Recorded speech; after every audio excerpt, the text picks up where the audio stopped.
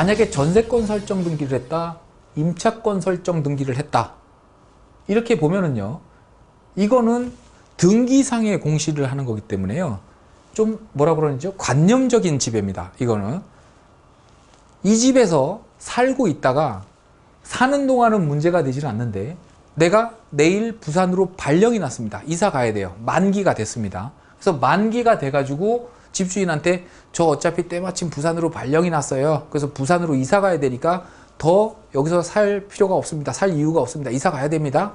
만기 됐습니다. 보증금 돌려주세요. 라고 요구를 했는데 주인이 돈을 못 돌려줍니다. 또는 안 돌려줍니다. 그러면 만약에 전세권이나 임차권 등기를 설정해 놓은 상태라고 한다면 보증금은 나중에 받더라도 일단 이사는 갈 수 있습니다. 왜냐하면 이사를 간다고 해서 전세권이 등기상에서 지워지는 것도 아니고 임차권이 지워지는 것도 아니거든요. 근데 주택임대차보호법에서 규정하고 있는 이 공시방법, 전입과 점유라는 거는 실질적이고도 물리적인 공시방법이죠. 그래서 내가 부산으로 이사를 가게 되면 이 점유를 잃어버리게 되고요. 그럼 대항력이 깨지는 거고요. 대항력을 전제로 발생하는 우선변제권, 최우선변제권 다 깨져버리는 겁니다. 그러면 전입신고는 여기다 놔두고 점유는 그냥 형식적으로 일부 집 남겨놓고 나는 이사 가면 되지 않느냐? 물론 그렇게 실무적으로는 하는 분들도 계세요. 근데 그 집 부산에 내려가서 또 전세 얻었죠? 거기에 대항력을 얻지 못하는 거죠. A라는 주택에 전세권 설정했다고 해서 B라는 주택에 전세권 또 설정 못하나요? 할 수 있습니다. 임차권 등기했다고 B라는데 또 못하나요? 할 수 있습니다. 근데 A라는 주택에 전입신고 해놓고 B라는 주택에 또 이중으로 중첩적으로 전입신고 할 수 있습니까? 못합니다. 이거는. 그러니까 이 집에 대한 대항력을 포기하든가 새로 이사가는 집에 대한 대항력을 포기하든가 이런 문제가 발생을 하는 겁니다. 임대차 기간이 끝나는 만기까지는 전혀 문제가 되질 않았는데, 그래서 주택임대차보호법은 또 하나의 길을 열어줍니다. 임대인의 동의가 필요했던 이 임차권 등기를 단독으로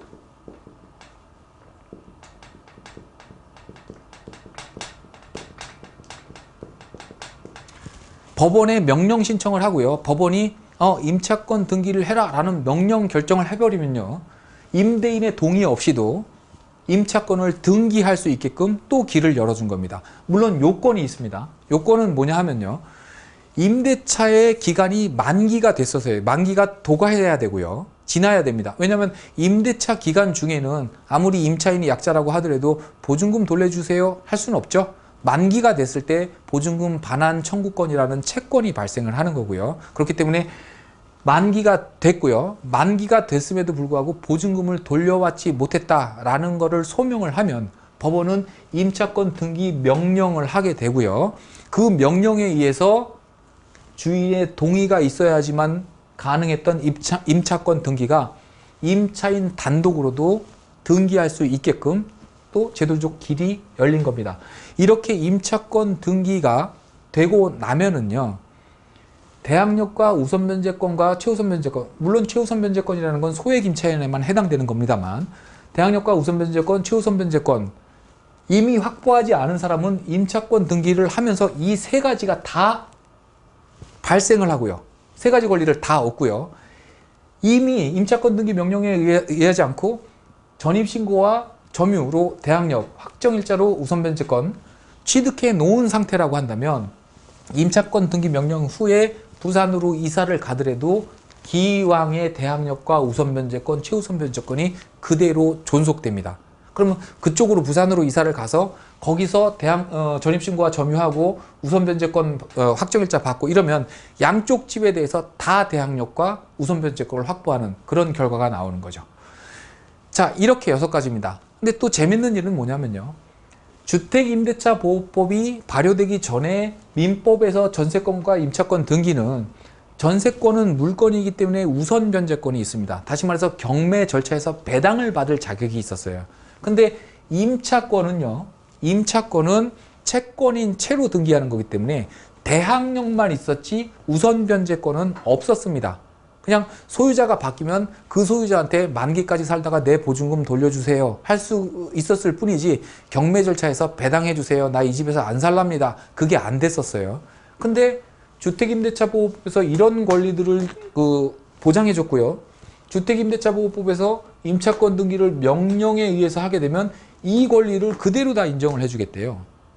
원래 여기서 규정됐던 임차권인데 그거를 주택임대차보호법에서 갖다 쓴 건데 인용을 한 건데 여기에는 우선변제권을 인정해주고 여기에는 우선변제권을 인정을 안 해주는 결과가 발생을 하는 거고요. 결국에는 동생이 형을 이겨먹는 꼴이 된 겁니다. 그래서 민법을 개정해서가 아니라요.